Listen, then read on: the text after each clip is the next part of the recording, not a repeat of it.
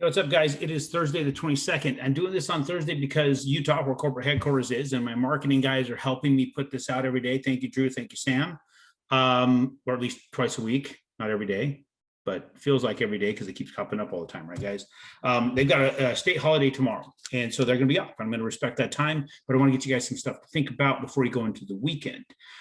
So what they're doing, barbecues and hanging out with family. It reminds me of the high school days. I really miss that. I was in central Utah, cattle ranching. I miss those days, man, when this kind of day would happen, that annual celebration, the parks were open, everybody, the whole town was there. I enjoyed it. I really missed that time. If I could live a Groundhog Day life, it'd actually be my senior year. I mean, that was the best time that I recall, because I didn't really worry about anything, right? When I would skip school like crazy, I would go snowboarding, I would go four-wheeling, I'd go hunting. That was how I spent my high school time, and I enjoyed every damn bit of it. So, of course, except for the tests and the schooling and that stuff, and we can get into that a whole different time. But I was going to show you a bunch of charts and stuff, but I mean, ultimately, we're doing a little bit better than what we've seen over the last few days. We're still in really good shape. Interest rates are great, but I want to talk to you about something. So there's a lot of folks that ask me, so what about the rates that we used to have? What happened to those rates? Everybody, for some reason, there's still this missing thought process of not understanding why rates have gone up a little bit. Okay, so we talked about the Fannie Mae mandate from the U.S. Treasury. They've got to limit their exposure to investors and second homes to 7% of their total portfolio. We've talked about that, right? So 93% of everything they do has to go towards owner-occupied. So it's helping those rates. We can't tap that money. We're guessing at where it's going to go based upon looking at these other coupons, but we don't have anything to show what's driving those rates specifically in those pools.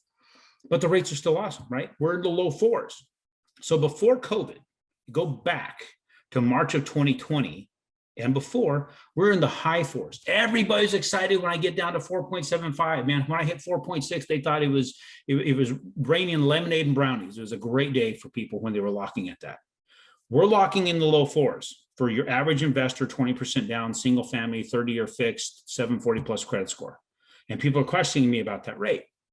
So let's remind you what happened when COVID did impact our interest rates.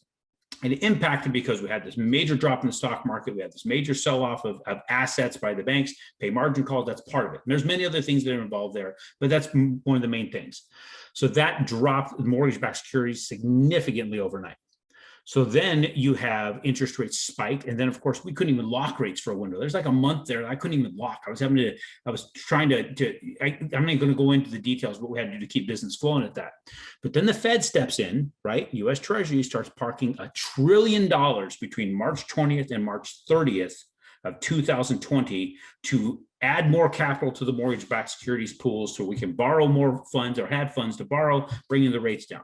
Well, it took a little bit of time for the steam to get behind it, but the rates came down to where in the threes, 3.6, 3.7 for investors, right? 10 months went by where we had those kind of rates. And then we have that mandate from the U.S. Treasury in March 11th, I believe, of 2021. I may not be exact on that date, but it's nearly a year later, right? So COVID, we started getting our rates impacted on March 9th, March 11th, they mandate this because they own all the treasuries now. They can make mandate.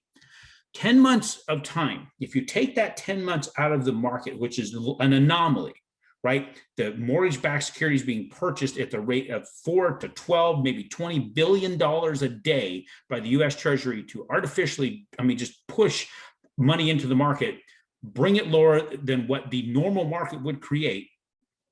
And now we got spoiled in that 10 months. If you excise that 10 months out and ignore those 10 months, that crazy anomaly, we're at the lowest interest rates I've ever seen in my career. I've been doing this for 23 years, coming up on 24. So when you think about that, there's absolutely nothing to question right now. Jump on it now because we don't know what's going to happen tomorrow, right? I'm going to give you the best opportunity I can. Inflation is eroding the dollar so fast, you're never going to pay back the principal. We've talked about that too.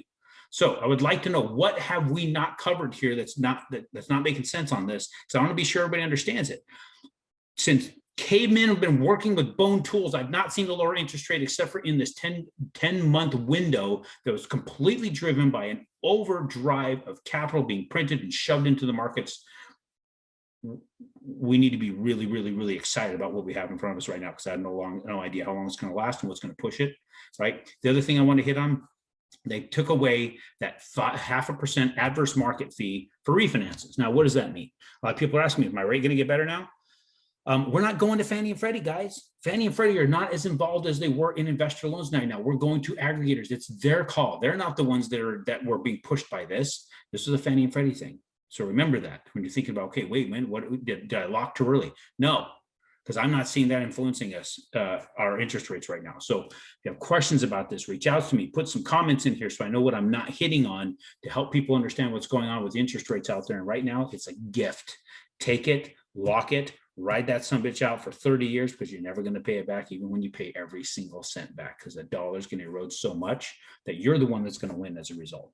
Thank you for watching. Thank you for subscribing. Shoot me your questions and we'll do what we can.